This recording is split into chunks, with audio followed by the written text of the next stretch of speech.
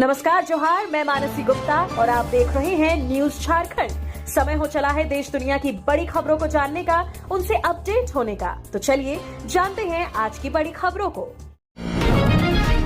गुजरात का महिसागर पुल हादसा, नदी से 15 शव मिले, 4 लोग अब भी लापता। कल पुल टूटने से 5 गाड़ियां नदी में गिरी थी।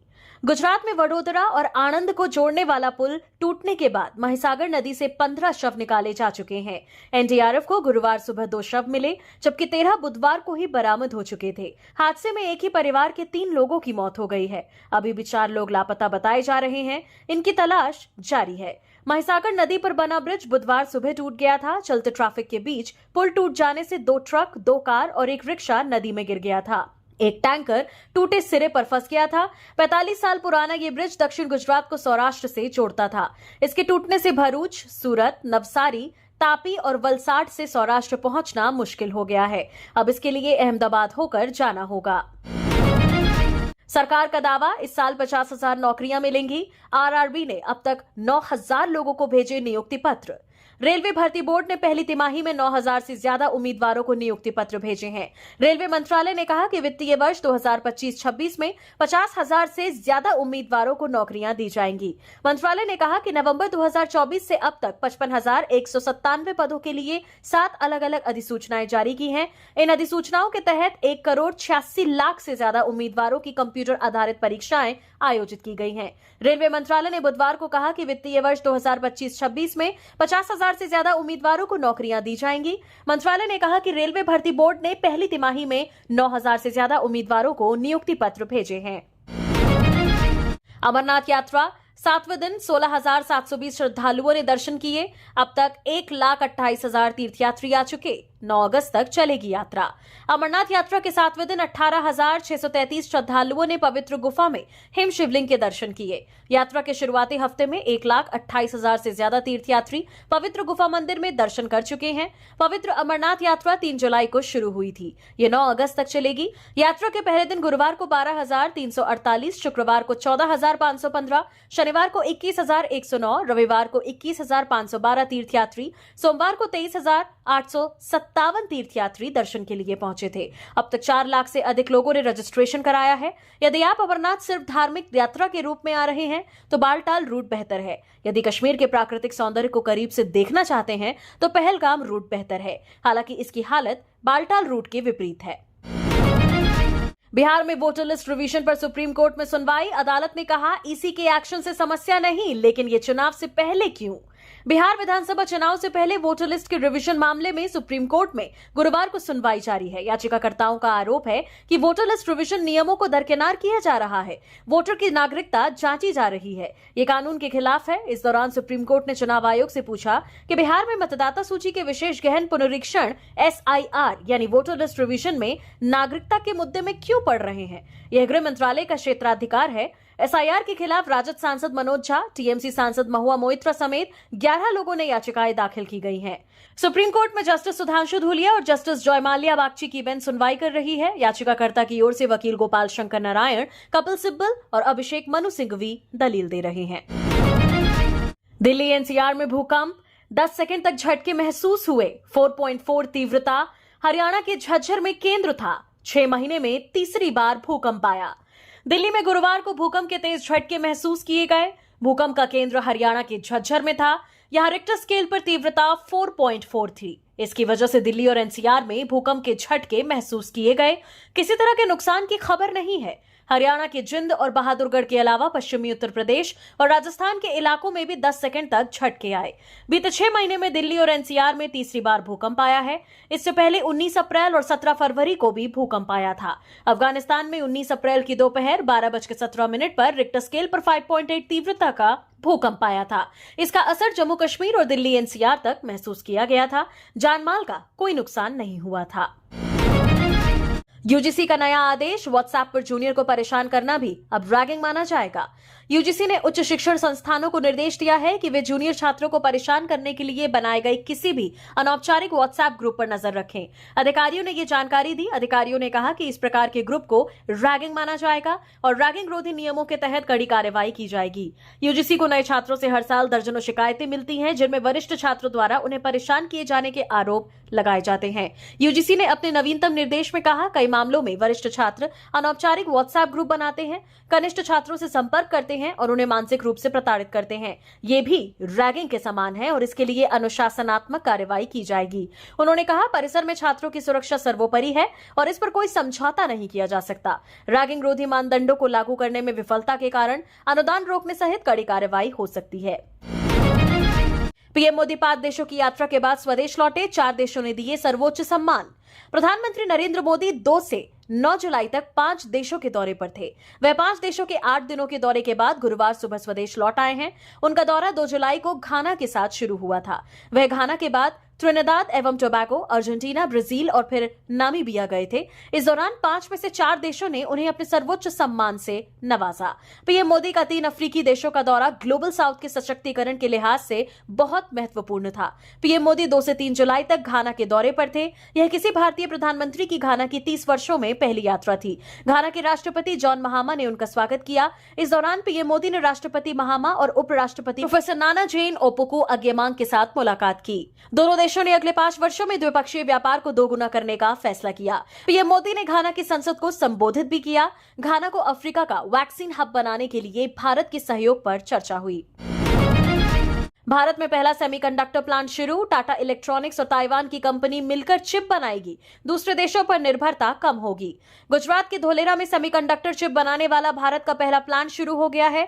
ये प्लांट टाटा इलेक्ट्रॉनिक्स ने ताइवान की company power chip semiconductor manufacturing corporation के साथ मिलकर शुरू किया है। ये चिप फोन, लैपटॉप, गाड़ियों और कई गैजेट्स में यूज होती हैं। अभी भारत इन चिप्स के लिए विदेशों पर निर्भर है। इसकी सप्लाई रुकने पर देश में कई इलेक्ट्रॉनिक गैजेट्स के प्रोडक्शन में कमी आ जाती है। इस प्लांट से भारत अपनी जरूरतें पूरी करेगा और विदेशी निर्भरता को घटाएगा। चिप का प्रोडक्शन दिसंबर 2026 से शुरू होने की उम्मीद है। सेमीकंडक्टर को आप इलेक्ट्रॉनिक गैजेट्स का दिमाग समझिए। Computer, laptop, car, washing machine, ATM, अस्पतालों की मशीन से लेकर हाथ में मौजूद स्मार्टफोन तक सेमीकंडक्टर चिप पर ही काम करते हैं। ये चिप एक दिमाग की तरह इन गैजेट्स को ऑपरेट करने में मदद करती है। इनके बिना हर एक इलेक्ट्रॉनिक आइटम अधूरा है।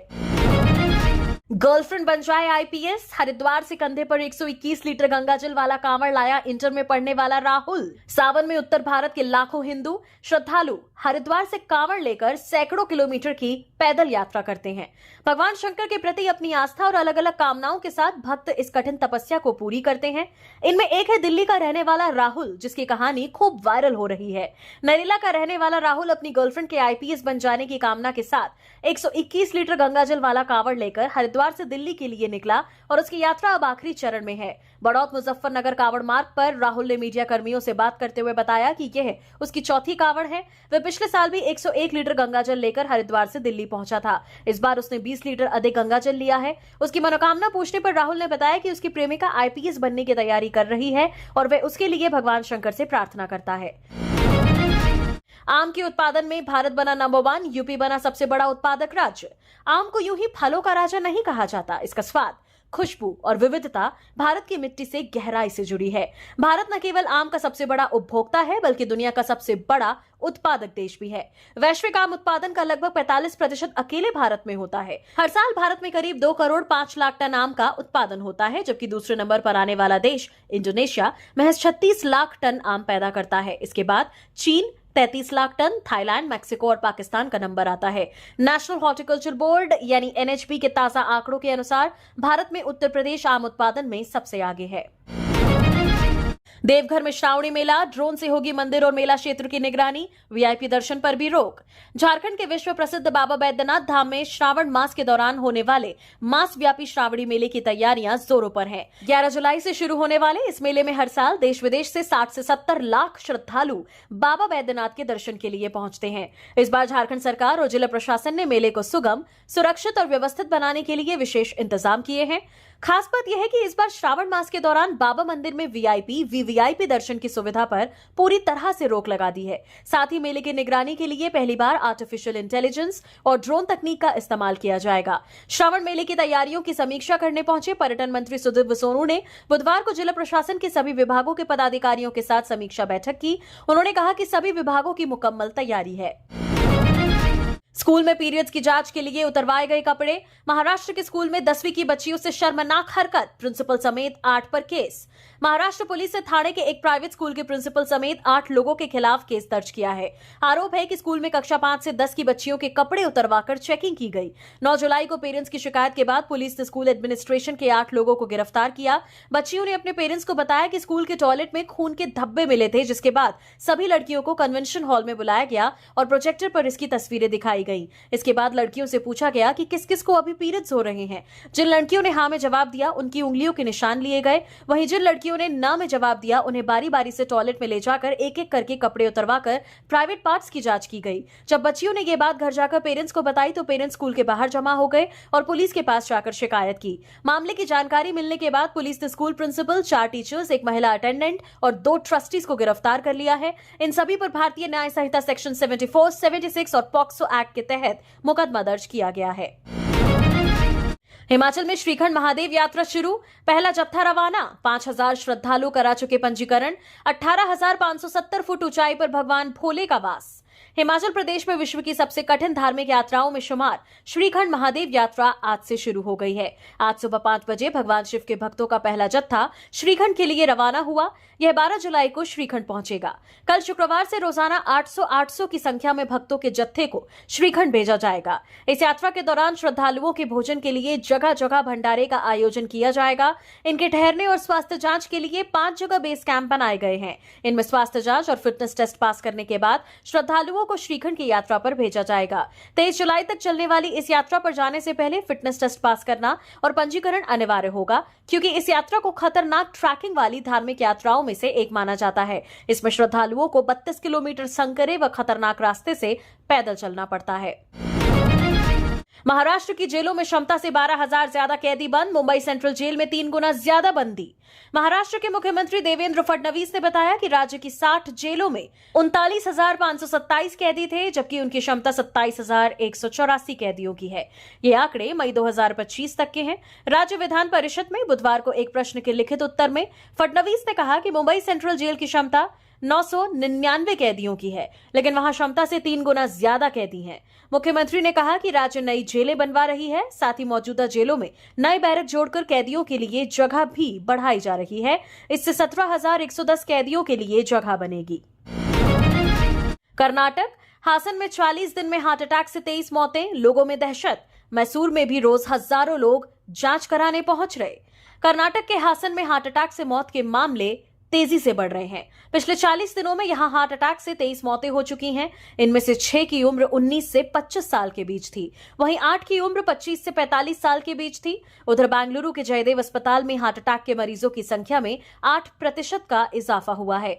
डॉक्टरों ने बताया कि बढ़ते मामलों के बीच हासन और अस्पताल के जिलों से कई लोग एहतियाती जांच के लिए आ रहे हैं। मैसूर के भी जयदेव अस्पताल में हार्ट से जुड़ी जांच के लिए रोजाना हजारों लोग पहुंच रहे हैं।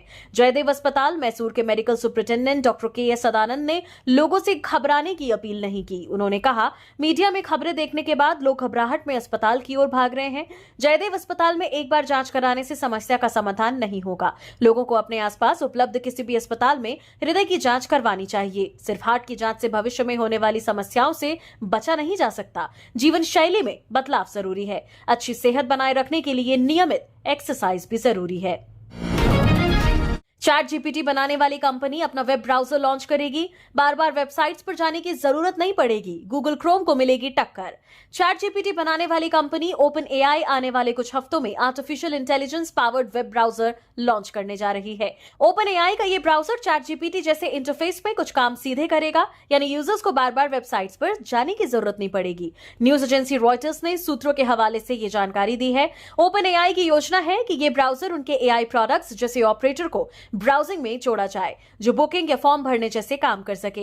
हालांकि गूगल क्रोम का 3 अरब से ज्यादा यूजर्स के साथ 66% मार्केट शेयर है, जबकि एप्पल का सफारी 16% के साथ दूसरे नंबर पर है। ओपन एआई को इनसे कड़ी टक्कर मिलेगी। अभी ChatGPT के करीब 50 करोड़ वीकली एक्टिव यूजर्स हैं। अगर केवल वही ओपन एआई के ब्राउजर का इस्तेमाल करना शुरू कर दें तो क्रोम से होने वाली गूगल की कमाई पर भारी असर पड़ सकता है, क्योंकि गूगल क्रोम के जरिए ही बिजनेस और एड को टारगेट करता है। बैंक ऑफ इंडिया ने ब्याज दरों में बदलाव किया। 999 दिनों की ग्रीन डिपॉजिट पर अब 6.7% और सेविंग डिपॉजिट पर 2.50% ब्याज। बैंक ऑफ इंडिया ने ग्रीन डिपॉजिट और सेविंग डिपॉजिट के ब्याज दरों में बदलाव किया है। रेपो रेट में हालिया बदलाव के बाद बैंक ने 999 दिनों की ग्रीन डिपॉजिट पर ब्याज दर को सालाना 7% से घटाकर 6.7% कर दिया है। यह दर 1 लाख से 10 करोड़ रुपए से कम की जमा राशि पर लागू होगी। इसके अलावा 1 लाख रुपए तक की सेविंग डिपॉजिट पर ब्याज दर को सालाना 2.75% से घटाकर 2.50% कर दिया गया है। नई दरें 7 जुलाई से लागू हैं। सेविंग डिपॉजिट की अन्य किसी भी दर में कोई बदलाव नहीं किया गया है। ग्रीन डिपॉजिट स्कीम एक फिक्स टर्म डिपॉजिट जैसा ही है। इनमें ऐसे लोग निवेश कर सकते हैं जो अपने पैसों से पर्यावरण को साफ और रहने लायक बनाने में मदद करना चाहते हैं। दिल्ली में स्कूल कॉलेजों के 100 मीटर दायरे में नहीं बिकेगा तंबाकू। समाज कल्याण मंत्री रविंद्र का बड़ा एक्शन। दिल्ली सरकार के समाज कल्याण मंत्री रविंद्र इंद्राज सिंह ने नशा मुक्ति अभियान को मजबूत करने के लिए एक बड़ा कदम उठाया है। बुधवार 9 जुलाई को पूर्वी दिल्ली में एक समीक्षा बैठक में उन्होंने स्कूलों और कॉलेजों के 100 मीटर के दायरे में तंबाकू उत्पादों की बिक्री पर पूरी तरह से बैन लगाने के निर्देश दिए हैं। इस बैठक में जिला मजिस्ट्रेट, पुलिस, स्वास्थ्य, शिक्षा, महिला एवं बाल विकास, नारकोटिक्स कंट्रोल ब्यूरो, समाज कल्याण विभाग के अधिकारी और एनजीओ प्रतिनिधि शामिल हुए थे। मंत्री ने नशे पर नियंत्रण के लिए सख्त कदम उठाने की बात कही। इसके साथ ही उन्होंने डार्क स्पॉट्स, पार्कों और सार्वजनिक शौचालयों में निगरानी बढ़ाने के निर्देश दिए हैं, जहां नशे का सबसे ज्यादा उपयोग होने की आशंका रहती है। इसके साथ ही उन्होंने मेडिकल स्टोर्स और अन्य जगहों पर नशे में इस्तेमाल होने वाली दवाओं की बिक्री पर भी सख्ती बरतने को कहा है, जिससे इस पर पूरी तरह से बैन लगाया जा सके। फिल्मी स्टाइल में नेशनल हाईवे पर 2 ट्रकों की हुई जोरदार भिड़ंत, 3 लोगों ने मौके पर तोड़ा दम। तमिलनाडु के अरुप्पुकोट्टई में एक बड़ा और दुखद सड़क हादसा हो गया, जिसमें 3 लोगों की मौके पर ही मौत हो गई। ये भीषण टक्कर पलायमपट्टी जंक्शन के पास मदुरई थुथुकुडी नेशनल हाईवे पर हुई। इस हादसे ने एक बार फिर राष्ट्रीय राजमार्गों पर बढ़ती सड़क दुर्घटनाओं पर चिंता बढ़ा दी है। जानकारी के मुताबिक हादसा उस वक्त हुआ जब कच्चा माल भरा एक कंटेनर ट्रक पलानी की तरफ जा रहा था। उसी दौरान सामने से एक दूसरा मालवाहक ट्रक बेकाबू होकर दूसरी लेन में पहुंच गया और उससे जोरदार तरीके से टकरा गया। रिपोर्ट के अनुसार ये भिड़ंत इतनी जबरदस्त थी कि दोनों ट्रकों के ड्राइवरों सहित कुल 3 लोगों की घटनास्थल पर ही मौत हो गई। लोन वसूली को इंसानियत के दायरे में रखें, एनबीएफसी। सीतारमण ने डिजिटल तकनीक पर भी दिया जोर। वित्त मंत्री निर्मला सीतारमण ने गैर बैंकिंग वित्तीय कंपनियों एनबीएफसी की लोन रिकवरी के तरीकों को गलत ठहराया है। साफ तौर पर कहा, इनसे बचा जाना चाहिए। लोन वसूली की प्रक्रिया नियमों और इंसानियत के दायरे में होनी चाहिए। साथ ही एनबीएफसी की तरफ से वसूला जाने वाला ब्याज भी उचित होना चाहिए और सभी शुल्क पारदर्शी तरीके से ग्राहक को पहले से बताए जाने चाहिए। वित्त मंत्री ने कहा कि विकसित भारत 2047 तक यात्रा में एनबीएफसी की बड़ी भूमिका है। ये कंपनियां किसानों, छोटे व्यवसायियों और सामान्य परिवारों तक वित्तीय सेवा पहुंचा रही हैं। वैश्विक अनिश्चितताओं को देखते हुए इनको जोखिम प्रबंधन और नकदी नियंत्रण पर भी विशेष ध्यान देना होगा। लोन तभी दिया जाना चाहिए जब ग्राहक को उसकी सही जरूरत हो और वो समय पर उसका भुगतान कर सके।